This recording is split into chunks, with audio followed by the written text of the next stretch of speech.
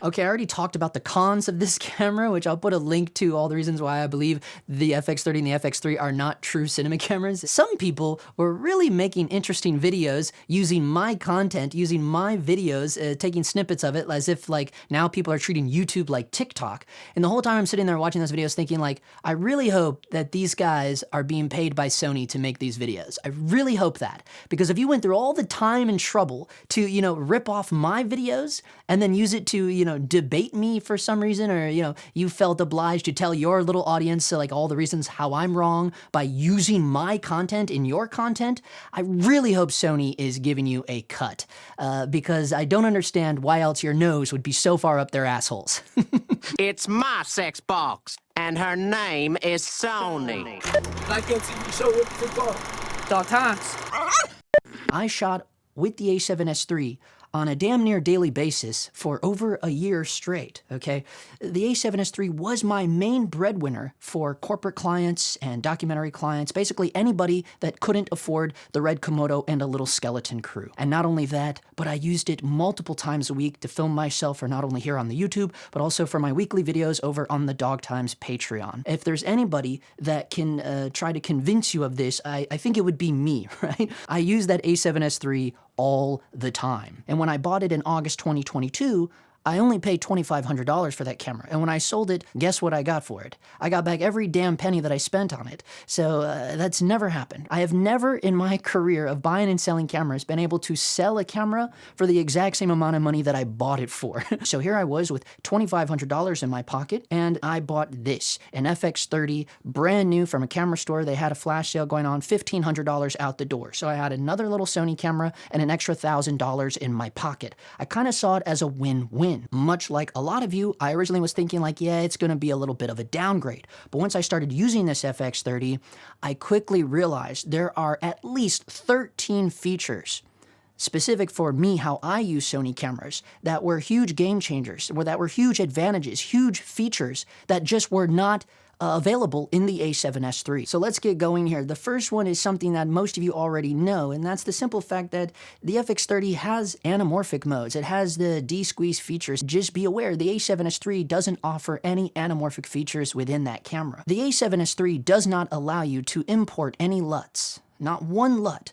Meanwhile, this FX30, you can import up to 16 different custom LUTs. That is huge. Now, there's a couple different bonuses to this. The first one is the simple fact that if you had all 16 LUTs loaded into this camera, and you went out and shot a project that you just got hired for last minute, and you couldn't remember what LUT you were using, there is a feature within this camera's menu that allows you to embed the LUT information into the metadata. So later on in post, whether you're using Catalyst Browser, you can access that, pull that up, and see what LUT you were using on the day. That's pretty awesome. But here's how it directly affects someone like me, the way that I use these Sony video cameras, okay? All of my corporate clients in the past, shooting on the A7S III, I've done that all in S-Cinetone picture profile. They don't have the time to color grade footage. This is just for their internal websites.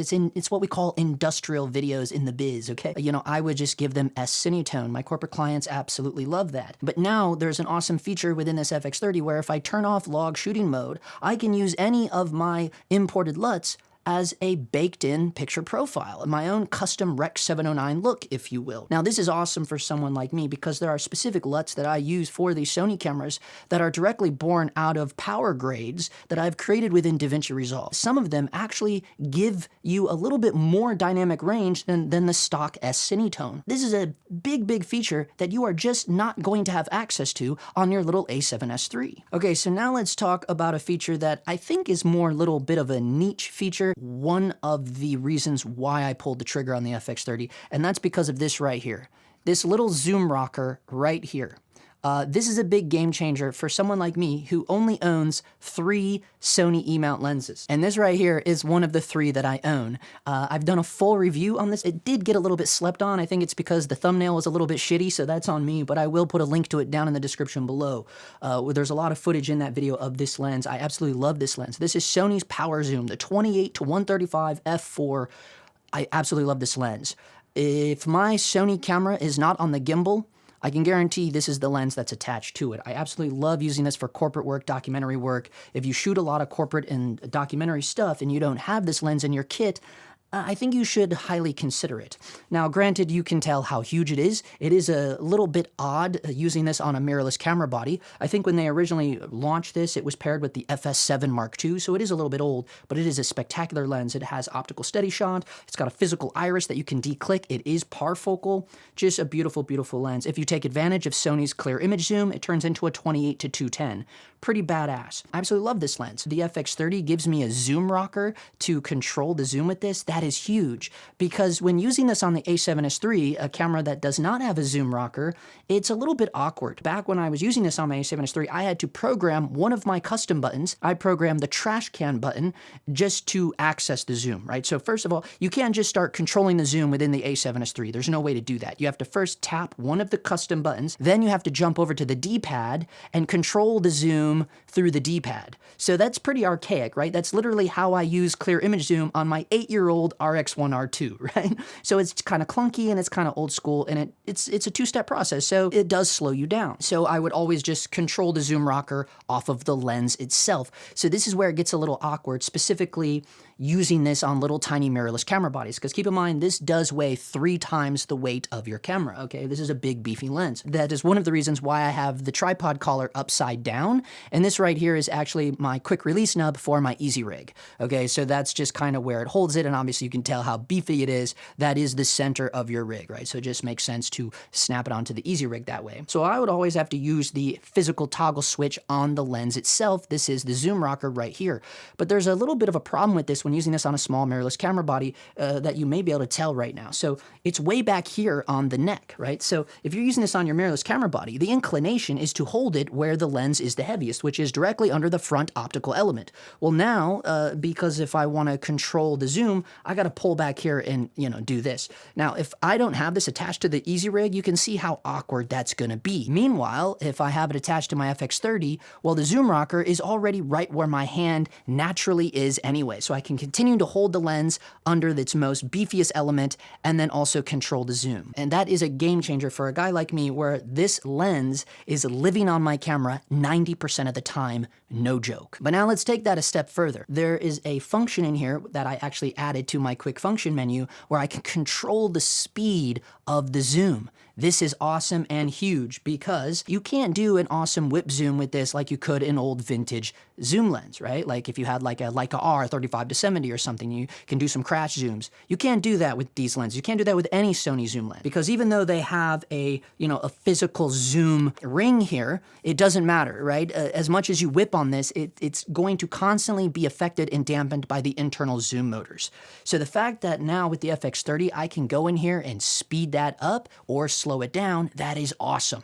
Again, that is a huge feature for a guy like me using these power zooms that you are not going to have access to that tool if you are using an A7S III. Now, I realize that's a very niche thing. Again, I know a lot of people aren't using power zooms, but hey, I've noticed the 16 to 35 f4 power zoom catching a lot of traction. It's a pretty rad little lens. I've even considered getting it because this is crop sensor. We'll talk about that in a minute. Hey, if you haven't messed around with power zooms, I think you're doing yourself a disservice, especially with the zoom rockers that are on both the FX30 and the FX3. This camera allows me to shoot in DCI 4K at a true 24 frames per second. You can't do that on the A7S III, and I saw some guys talking like, trying to make it like it's not a big deal, but I would highly disagree with that, and here's why. I think that was a smart decision on Sony's behalf, because they have decided to include this in their cinema line, right? Now, realistically, if you're using this on a shoot where there's FX6 or FX9, or God forbid even higher, I would imagine the FX30 is probably going to be your crash cam, or like an E or D cam. If you're shooting something for theatrical release,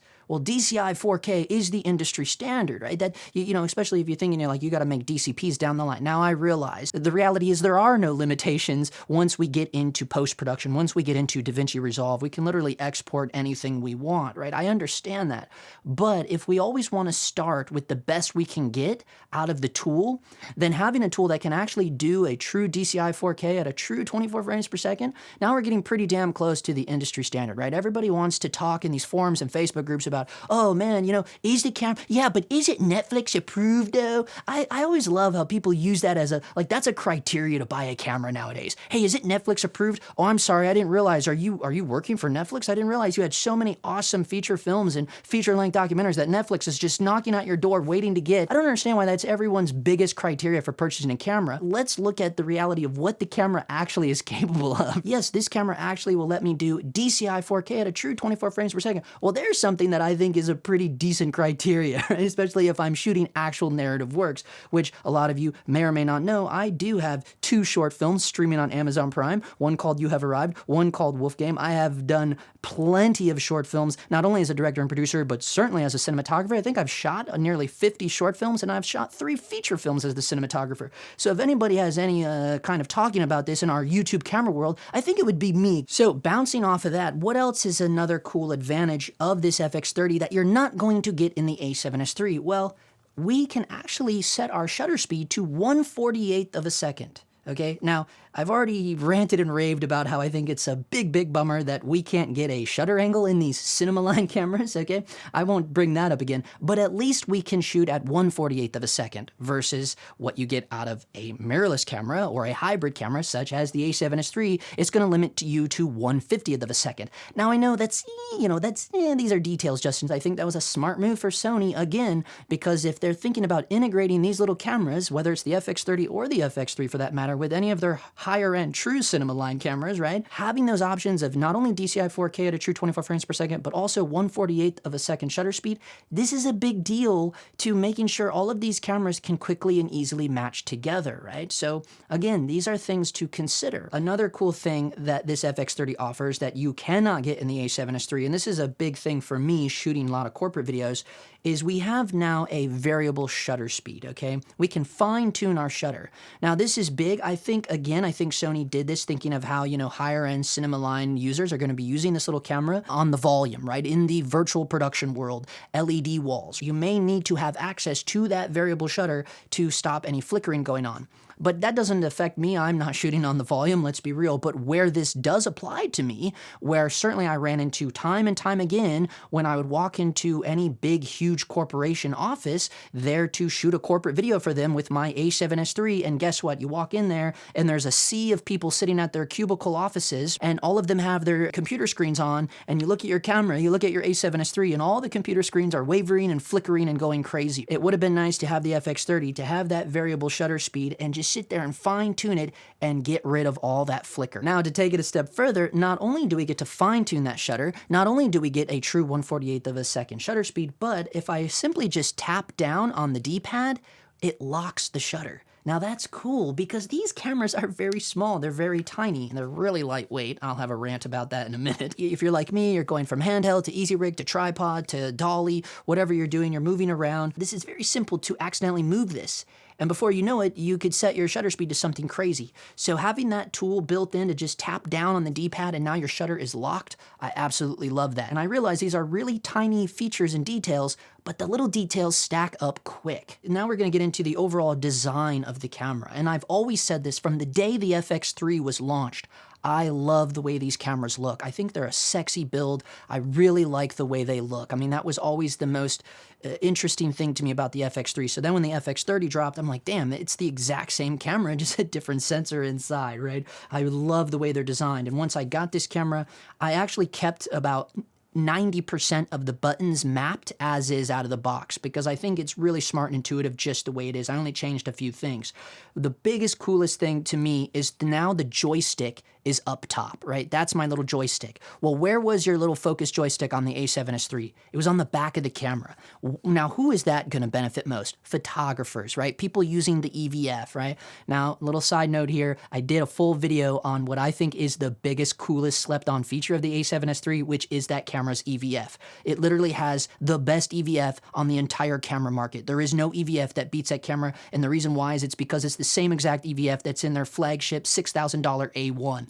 which funny enough is another camera that they refuse to update the firmware on, right? At the end of the day, that's why that you would probably make sense to have a joystick on the back of that camera. It's more of like a hybrid camera, even though I think we're all aware, even Sony is, that nobody's really shooting photos with the a7S III. So now, anyways, I digress, to have the focus joystick on the top of the camera, that is clutch. Why? Because that's a real video thing. If you're someone like me, you're living on the easy rig, right? It's floating right here. Or you're shooting from the hip. I shoot so much documentary style shit from the hip, right? It just makes more sense. It's just a better, smarter build for video shooters, right? I love that. And what else is cool? You got that big fat record button right next to the joystick. I absolutely love it. What else is up here? Well, we have our white balance button. I love that. We have our ISO switch. If you're just in Cine EI mode, I just use that to tap between my two most used ISO modes. Okay, I want the most dynamic range, go to 800. Tap it again. If I'm in a low light situation, now I'm bumped up to that second native ISO, which on the FX30 is the 2500, right? I like that. It's just quick and simple. Having all of that right there, that is clutch. Okay, let's talk about one that at first I didn't think I would like, and that is the tally lights. Okay, I had a little bit of issue with the tally lights, especially when I was watching like behind the scenes of The Creator that everyone's losing their minds about, right? I'm sure the FX3 sales are booming through the roof now that, oh my God, they shot a feature film and, oh, okay, great.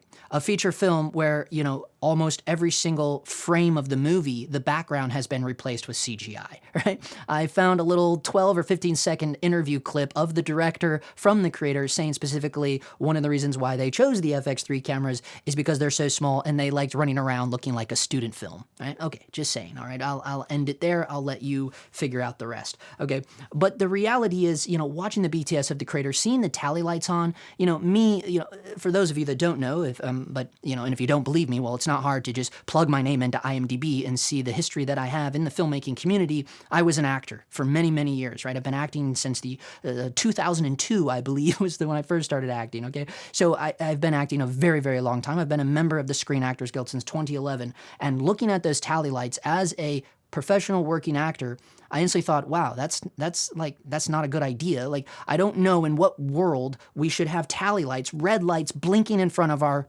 actors' faces. Now, I have seen it in situations where watching the BTS or just literally watching the show, they made a documentary series about Smartless, right? It's a podcast, but they also did a series of it on HBO Max. And I noticed that the FX3, they were using it as like the wide cam. It's like sitting on the stage. Now, that makes sense, I guess, to have the tally light on so the showrunner and all the guys like up in the booth can see like, okay, our main wide camera is rolling because it's unmanned, right? That makes sense. However, me thinking of how I use these cameras, again, for the corporate and documentary world, you're working with non-professional actors. You're working with non-actors, not just non-professional actors, but just straight up non-actors, right? So they don't know these things. They could care less. Let me give you a real world example of where I wish I could have had tally lights on my a7S III, okay? We got all the lights and all the stuff set up to do this big corporate interview setup.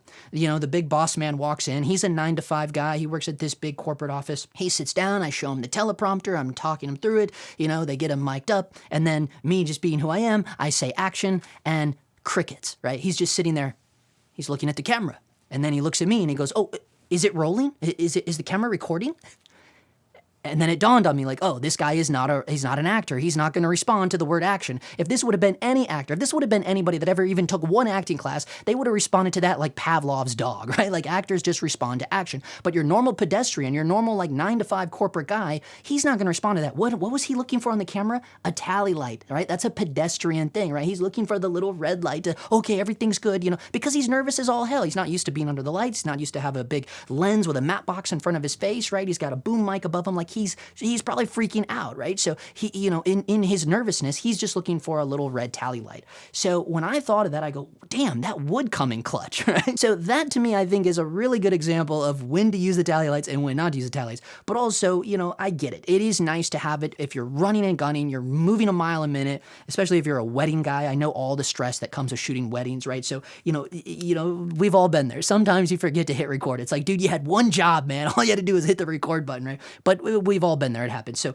just having all those tally lights is pretty awesome. You're not going to have any tally lights on your a7S III. The most you can do on the a7S III is put a little red box around the screen. And if you're someone like me that's using these cameras to film yourself on multiple times a week, you know, what happens with the screen? Well, it gets blocked with HDMI cables and maybe microphone cables. It's pretty far away. It's going to get harder to see this, right? So just things to consider there. For me, the way I use these cameras, again, I think the tally lights come in clutch. But if you are shooting narrative stuff with these cameras, do your actors a favor and turn that tally light off, at least the front tally light. I don't understand. It's highly obnoxious. Okay, let's talk about something that I think the entire internet has been really ranting and raving about, and that's the simple fact that we have a focus breathing compensation in the FX30. This is something that I guess Sony gave to almost every Sony camera except for the a7S III and the A1. But here's the thing I want to remind you guys of. When you're shooting on the FX30 specifically, you already have a crop sensor that you're dealing with. So if you use that focus breathing compensation, you're gonna get a slight crop in. If you also combine that with the active stabilization, you're gonna get another crop, right? So you just gotta be a little bit careful, you know? Before you know it, you might have like a micro 4/3 crop on your hand. So just use these tools very, very selectively. But, you know, if you want to take advantage of, you know, Sony's photo lenses, the majority of their G Master lenses are stills lenses, right? Let's be honest, as much as those things cost, they're not exactly cine lenses. They definitely breathe. Focus breathing compensation could come in clutch for a lot of guys, and you're not going to get that on the a7S III. I do have some negatives about the autofocus, specifically with this FX30, but we'll save the mis and the cons for the end, okay? What I want to talk about is, keep going with the pros, is the fans, right? It is nice that we have all these fans built into the camera, right? Like we got this fan, we got this one under, like it's cool that these fans are in here. I, for one, never had any issues with the a7S III overheating. Never found it overheating. I think maybe on 1 or 2 occasions it gave me the little signal, the like little temperatures gauge signal, but it never actually overheated. Never had any issues of overheating with the a7S III.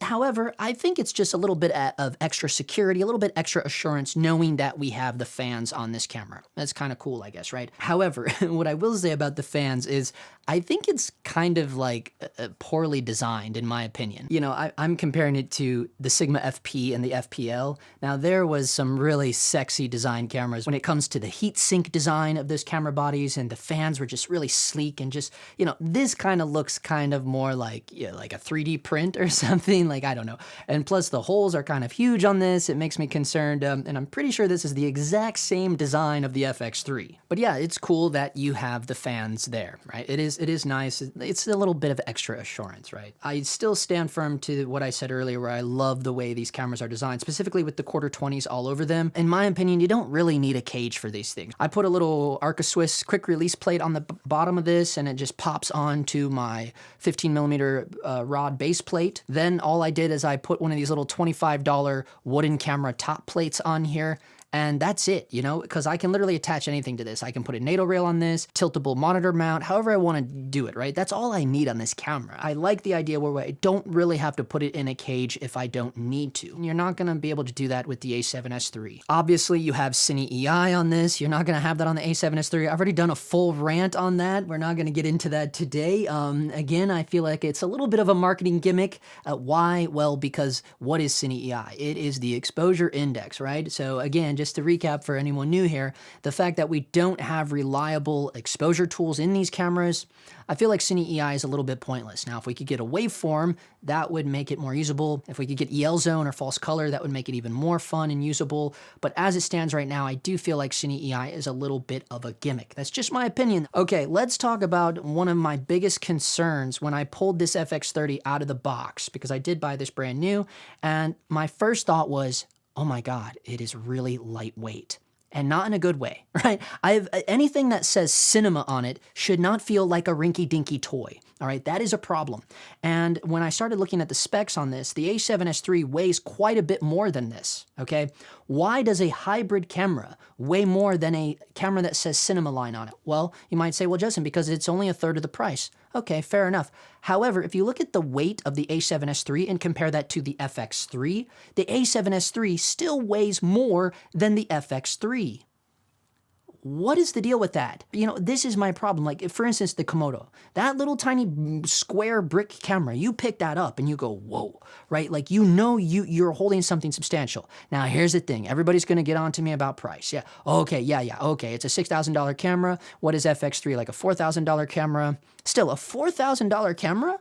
And you wrote cinema line on it? It should feel like, it should feel substantial. right? I don't understand why a hybrid camera like the a7S III weighs more than the FX3, right? I'll let it pass with the FX30 because I guess this is an entry-level camera, video camera, right? Some people want to call it a cinema camera, but we won't go down. I promise we won't repeat ourselves too much here, right? If I'm going to be using something for cinema use, it should feel substantial.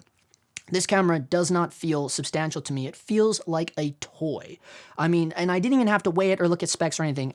First thing, when I took it out of the box, I knew instantly this thing weighs substantially less than the a7S III. My last negative about this FX30, and this is a true thing, the autofocus is not as good on this camera. It's just not. And I think it boils down to the simple fact that it's because of the smaller sensor. Now, I know these are not just contrast detect, but they're also phase detect autofocus, but we all know that, yes, autofocus, whether it's phase detect or contrast detect or a combination of both, we all know that autofocus works better the more light that's hitting the sensor. So obviously, if you're working with a sensor that's half the size, well, that's definitely going to influence your light gathering. And that is my theory on why the autofocus is just not as good on this FX30. It's really not. And let me explain it to you the best way I know how. So you can go in here, you can change subject shift sensitivity autofocus, and you can also change the transition speed.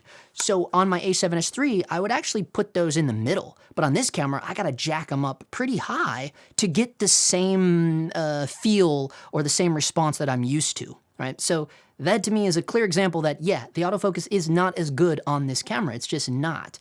And again, I think it boils down to the simple fact because of that smaller sensor. Let's get back around to this. Why would the a7S III be better than this camera?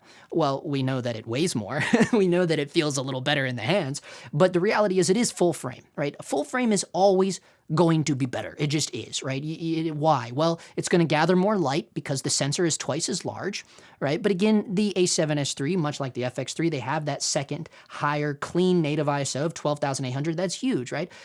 I never really took advantage of that, but again, I'm a lighting guy, right? I'm into lights. I gaff here in LA just as much as I shoot. So, it didn't really bother me. I'm not a guy that shoots weddings. I don't need that 12,800. Now on this camera, I do find myself very often jumping to 2,500 in my corporate and documentary world. It's a smaller sensor, right? So I do find myself jumping to 2,500 a lot on this camera. And whereas on the a7S III, I never found myself jumping to that second native ISO very often. But I think that's a clear example of, wow, seeing the differences of full frame versus Super 35. And also, after I would shoot for like a few weeks on end with the a7S III, and then when I had a job with the Komodo and I would go shoot on the Komodo, it would be instant, right? Because not only is it a low light difference, but also there's a difference in depth of field. And for the longest time, I thought that was all just in our heads, but no, it's very real. Now, here's the thing. Here's something where not having that better light gathering, not having that greater depth of field, there is a tool to that, and I'm sure you all know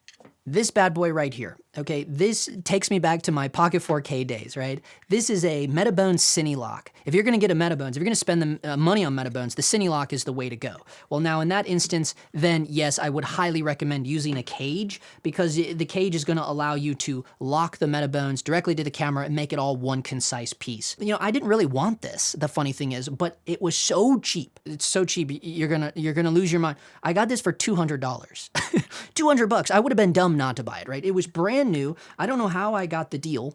And I just thought, well, if I ever want to use my Leica Rs or something, like I'll have that option. Here's a little test I did. And this is just nothing cool, but it's just here in the office, the studio here. And these are just some grabs here. So you'll see what the Sony does with a native 24mm G lens versus the Metabones. That's a big, big difference, right? And so if you really needed that, right? Maybe later on down the road, if you wanted that bigger sensor, you wanted that depth of field, you could kind of cheat it with a Metabones. And I would say don't cheat yourself getting like a Viltrox or some other thing because, just look at the corners of this shot, right? The Metabones is clean. The glass in these things it's really, really good, right? You don't get any weird craziness going on. If you were to use that with a Viltrox, I doubt it would be that clean in the corners, right? In terms of distortion and things like that. But granted, I understand, this thing, if you were to buy this brand new, would be $800. I don't know if that would be worth it. Again, by that point, you might as well just get yourself an FX3. And maybe you could get lucky like me and find it for $200. So I hope I was able to bring to the forefront, the realities of it's a lot more than just full frame versus Super 35, isn't it, right? They are two very different beasts. There is some food for thought for all of you. Shout out to all of my Patreon supporters. They are the number one reason why this channel keeps going. The Patreon has been the only sponsor of this YouTube channel since day one. If you're a huge fan of the channel, or you're a huge fan of me, or you just think you find me entertaining, or whatever the case may be, you should definitely check out the Patreon and the Discord. For now, that is a wrap. Thank you. Thank you. Thank you. Thank you for taking me. Doesn't matter who we are. What matters is our plan. No one cared who I was till I put on the mask. Alright, so like here, As close as you can get. Like I say, bring it all the way up here. Bring it all the way in. All the way in. Oh, that? I see. Hold on. Yeah, I see now what's it's going on. blocking. We need it. We need to just. Yeah, let's do this. Hold on. Let me see. Look at him, bro.